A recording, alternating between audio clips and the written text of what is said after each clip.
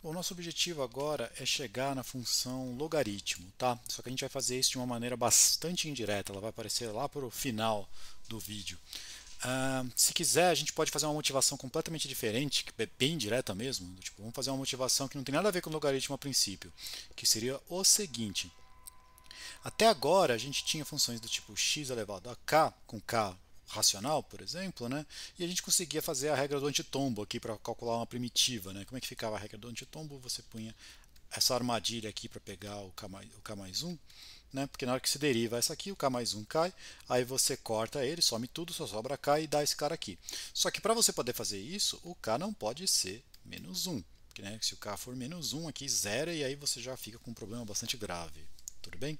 Então, ou seja, essa regra do antitombo aqui você consegue fazer para qualquer k diferente de menos 1, ou seja, você só não consegue fazer essa aqui. Essa aqui você não consegue calcular uma primitiva por essa regra. Então, quem seria uma primitiva dessa? A gente não sabe. Então, já que a gente não sabe, a gente vai lá e artificialmente a gente define uma função para ser a primitiva dela. Vamos chamar de f, vai ser a primitiva da 1 sobre x. Tem que falar um ponto inicial, eu vou escolher o ponto inicial 1 porque ele vai facilitar as minhas contas depois. Então, eu vou simplesmente chamar de f de t, vou pôr o domínio aqui dela, então vai sair do zero e vai até o mais infinito. Chegando nos reais, é a função que vai pegar o f de x e vai levar na integral de 0 até x da 1 de t dt.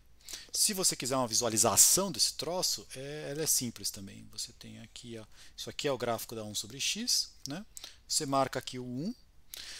Se você tiver o x para cá, ele está te dando essa área aqui. Se você tiver um x para cá, ele está te dando essa área aqui, mas com o sinal trocado, né? Menos essa área. Tudo bem? Não vai pegar, não dá para falar que é o zero aqui, porque essa função estoura, essa área aqui a gente já não sabe direito, por enquanto, quanto que deveria dar, mas a gente vai ver isso mais tarde. Tá? Então, a princípio, não está definindo zero e para cá você pode ir à vontade. Beleza?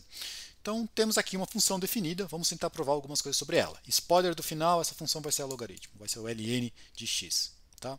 Mas por enquanto a gente ainda não sabe disso.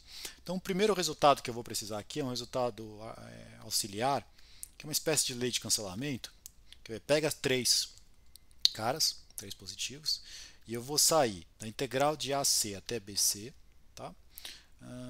1t dt. Vale uma espécie de lei do cancelamento aqui, que é sumir com esse C que está igual em cima e embaixo, tá vendo?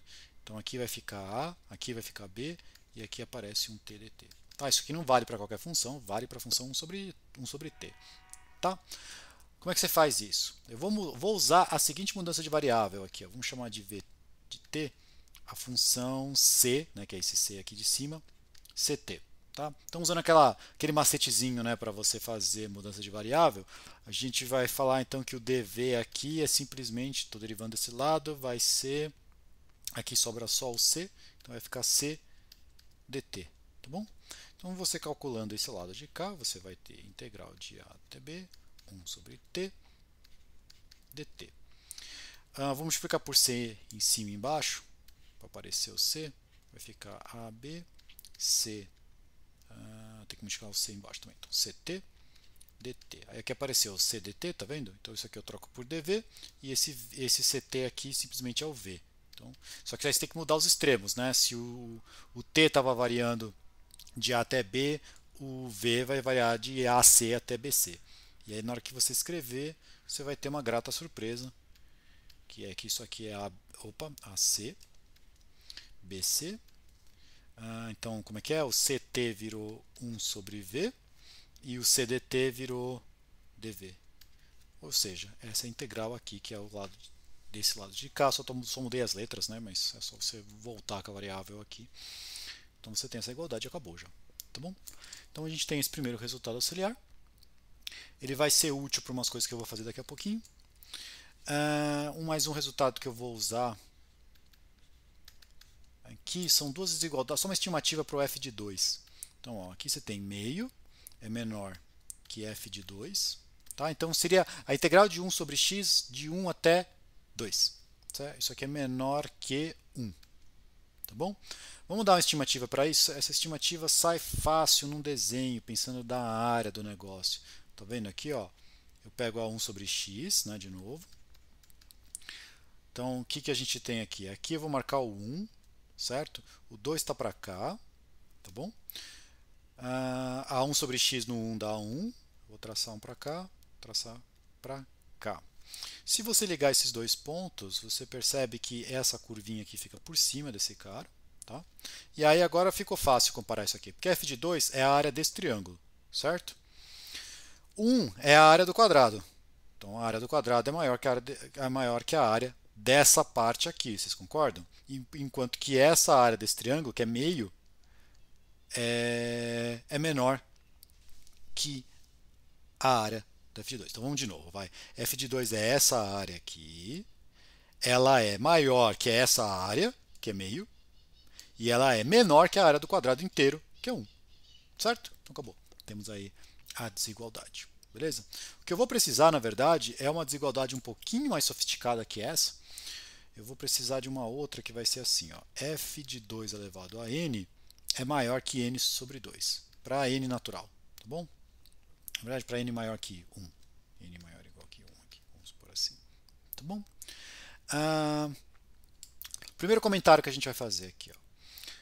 Primeira coisa é, se você tiver um 2 elevado a j, um j natural qualquer, e aqui você tiver um 2 elevado a j mais 1, certo? 1 sobre t dt, isso aqui é igual, pelo aquele cancelamento que a gente faz, ó, cancela o 2j em cima e embaixo, vai sobrar 1 embaixo e 2 em cima. 1t dt. Tá bom? Que é o f de 2. Que a gente já sabia. Tá bom? Isso aqui é só usar o resultado que a gente acabou de provar, que era aquele cancelamento. Tá? Aí agora a gente tem assim, ó, f de 2 elevado a n. Isso aqui, por definição, é 1 até 2 elevado a... Opa, ficou feio demais. 2 elevado a n. 1 sobre t dt. Certo? Aqui eu posso fazer, ó, lembra aquelas coisas de integral? Você pode fazer a integral de 2 elevado a n, mas eu posso ir quebrando. Quer ver? Eu vou fazer qual que é o desenho aqui. Eu estou integrando 1 até 2 elevado a n, certo? Mas eu posso ir do 1 até o 2, depois do 2 até o 4, depois do 2 até o 8, está uma ótima escala minha aqui, e até chegar ao 2 elevado a n. Então a integral daqui, mais a integral daqui, mais a integral daqui, mais a integral daqui, é igual à integral desse todo esse cara. Então é exatamente isso que eu vou fazer. Tá? Então eu vou quebrar em integralzinhas parciais, beleza? Então qual que vai ser a minha coisa? Eu vou contar do j igual a 1 até n, tá bom? Vou integrar. Qual que é o primeiro aqui? O primeiro é 2 elevado a j menos 1, né? Que daí isso aqui dá 0 no primeiro, então dá 1. E o primeiro tinha que ir até o 2, então fica 2 elevado a j. Aí o próximo vai ficar de 2 até o 4, depois o outro vai ficar do 4 até o 8, e por aí vai até chegar ao 2 elevado a n. 1 sobre t dt. Tá? Só quebrei a integral em vários pedacinhos. Certo? Só que isso aqui agora, ó, é um j menos 1 para o j, né? Do tipo, ó, alguém para o seu seguinte. Então isso aqui sempre dá integral de 1 até 2. Beleza? Então aqui a gente troca isso aqui por j igual a 1 até n. Isso aqui é sempre integral de 1 até 2, 1t dt. Certo? Sem maiores mistérios. Só que agora, cada um desses termos, pelo que a gente acabou de provar lá na outra parte, é maior que meio. Então, cada um desses eu posso trocar por meio. Então, esse troço inteiro, vamos descer aqui só um pouquinho para caber. E cada um desses termos aqui é maior. Então, você repete a somatória, né? Porque você está fazendo a mesma quantidade, só que cada um deles você vai trocar por meio. Porque essa integralzinha aqui dá maior que meio cada um. Bom, mas você está fazendo agora n vezes isso, então isso aqui dá n sobre 2, que é exatamente o que você queria, né? Ó, deu esse aqui maior que n sobre 2. Tá bom? Então, resolvemos esse aí. Agora, o que a gente faz? Eu vou definir o e, aquele número lá que você já viu na escola algumas vezes, depois a gente vai discutir um pouco mais sobre ele, mas por enquanto eu vou só fazer uma definição dele bem artificial.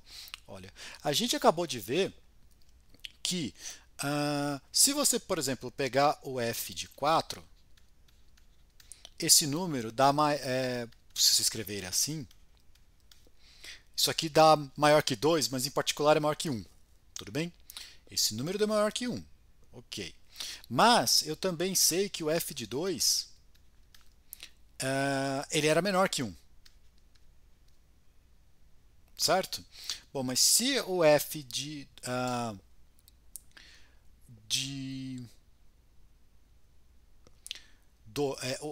eu arrumei então agora um número. Eu sei que a minha f tem números que dão menor que 1 e tem números que dão maiores que 1, certo? Bom, então, algum lugar entre o 2 e o 4,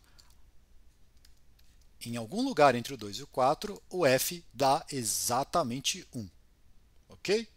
Certo? Que se você pensar aqui na área, você tem aqui, você começa do 1, tem algum lugar que você para aqui, dá mais que 1. Tem um lugar que você para aqui antes, que dá menos que 1. Bom, então em algum lugar deu exatamente 1. E eu vou chamar esse lugar que deu exatamente 1 de E. Tudo bem? Por definição, o cara onde a f dá 1, eu vou chamar de E. Não sei que número é esse por enquanto. Sei que ele está entre 2 e 4, né? Por isso aqui. Beleza? Então tá aqui, definimos quem que é o E. Ele vai ser bem importante para a gente depois, mas por enquanto ele é simplesmente, a importância dele, ele é o lugar onde a f dá 1. Ou quando você faz a área de 1 sobre x de 1 até alguma coisa, ele é o alguma coisa que faz essa área dar 1. Beleza? Repara que é o seguinte também, esse número é único, não tem outro número que isso aqui dá E, porque isso aqui dá 1. Você podia tentar argumentar que, tipo, mas será que não tem mais outro ponto que isso aqui dá 1? Não, porque a derivada dessa f é 1 sobre x. 1 sobre x é sempre positivo, que a gente está sempre trabalhando para positivos, então quer dizer que essa função é estritamente crescente. Se ela é estritamente crescente, em particular ela é injetora, então o único lugar em que ela pode dar 1 é... Se ela tivesse um lugar que dá 1, que a gente já mostrou, só tem 1, beleza? Então a gente conseguiu também mais esse resultado aí. Ok, agora vamos começar a fazer um pouco mais de coisa.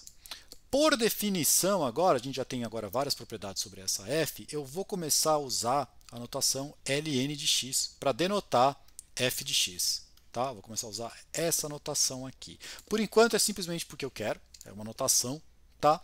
Mas por que é que a gente vai fazer isso? Porque depois a gente vai ver que isso aqui bate com os resultados que a gente tinha do que seria o logaritmo, pensando ele como inversa da exponencial. A gente nem definiu a exponencial aqui ainda, porque a gente vai definir a exponencial como inversa dessa. Mas daí a gente vai ver que a exponencial dá certinho, bom, então daí essa aqui também dá certinho. Como depois você vai olhar nas suas anotações e vai tentar procurar propriedades sobre o logaritmo, se eu ficar tudo escrevendo aqui hoje sobre f, na hora que você olhar aqui, vai estar tudo escrito sobre f's e você fala, mas quem é f? Então já vamos colocar com essa notação ln aqui para funcionar, tá bom? Mas, por definição, ela é simplesmente essa f de x, que é aquela que dá aquela integral lá, ou que dá aquela área da 1 sobre x. Então, por exemplo, que coisas que você consegue provar aqui? Se você tiver um x e um y maior que zero, você consegue provar que ln de x vezes y é igual a ln de x mais ln de y. Tá? O ln de 1 sobre x, isso aqui é igual a menos ln de x. E, finalmente, ln de x sobre y, isso aqui é igual a ln de x menos ln de y. Então, ln de x menos ln de y. Ó, depois que você provar essas duas aqui saem dela. Depois que você provar essa, você provar essa. Não sai muito difícil, só fazer um truquezinho aqui. E depois que você fez essa, você consegue fazer essa, misturando as duas. Tá? Então vamos só discutir essa aqui, como é que você faz. Só para dar um gostinho. Então, isso aqui a gente tem que fazer direto. Então, o que, que você tem? Você tem que ln de x e y. Isso aqui é igual ao quê? Por definição, né, isso aqui é f de x, y, que nada mais é que a integral de 1 até x, y da função 1t dt. Certo? Vou quebrar esse troço no seguinte, ó. Se você vai integrar de 1 até x, y, eu posso parar no meio. No meio aqui vai ser o meu x. Então, vou integrar de 1 até x, 1 de t dt. Mas tem que fazer o resto agora. O resto é de x até xy. 1t dt. Aqui vale aquela lei do cancelamento que a gente provou lá no começo, né? Corta esse x com esse x, sobrou o quê? Vamos descer aqui um pouquinho para caber. Sobrou integral de... Aqui não mexeu nada, 1t dt. E aqui morreu esse x com esse x, ficou integral de 1 até y, 1t dt. Bom, mas isso aqui é f de x, né? É ln de x, e isso aqui é ln de y, certo? Então acabamos. É exatamente o que você tem, e aí as outras você tira por causa dessa. Beleza. Uma outra que sai mais ou menos fazendo o mesmo tipo de brincadeira é o seguinte: você consegue fazer que ln de x elevado a n, ele é para um n natural, isso aqui é n ln de x. Isso aqui basicamente você usar o resultado anterior n vezes, do tipo vai abrindo ele de pouquinho, sai isso aí também bem tranquilo. Depois que você fez esse aqui, você consegue fazer esse aqui também, ó, ln de x elevado a 1 sobre n, pegando um n natural, isso aqui é 1 sobre n ln de x, tá? Só preciso do n diferente de zero aqui, que senão vai dar encrenca. Beleza, isso aqui também você sai tirando das outras, tá bom? Vamos fazer coisas um pouco mais emocionantes. Deixa essa aqui e vamos escrever mais uma. Vai. Se você pegar um x maior que zero e um r racional, você consegue agora provar que o ln do x elevado a r é igual a rln de x. Você vê que é o caso geral desse aqui, meio que misturando essas duas coisas aqui, né? Como é que você faz? Vamos só misturar esses dois aqui e aí você vê que sai. Se o r for zero, saiu, né? Porque aqui vai dar 1, que é simplesmente zero, porque a f de 1 é zero, porque a área é do 1 até o 1. E aqui dá zero, porque está o zero multiplicando, certo? Então r0 saiu. Se o r for positivo,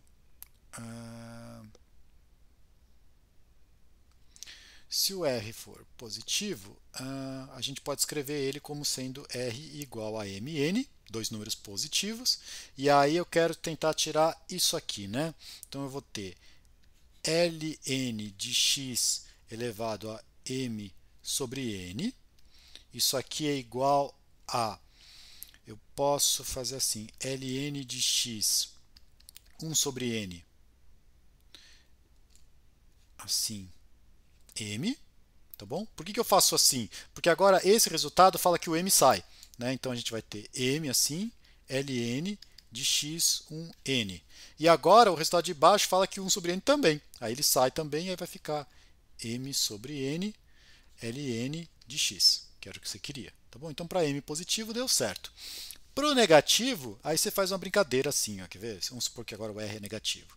Aí você vai ter ln de x elevado a r, isso aqui é igual a ln de x a menos 1 elevado a r, menos r, certo? Porque eu pus o menos aqui, então tem que ter um menos aqui também. Então ficou menos r e o menos 1 aqui. Tá? Isso aqui é só igualdade.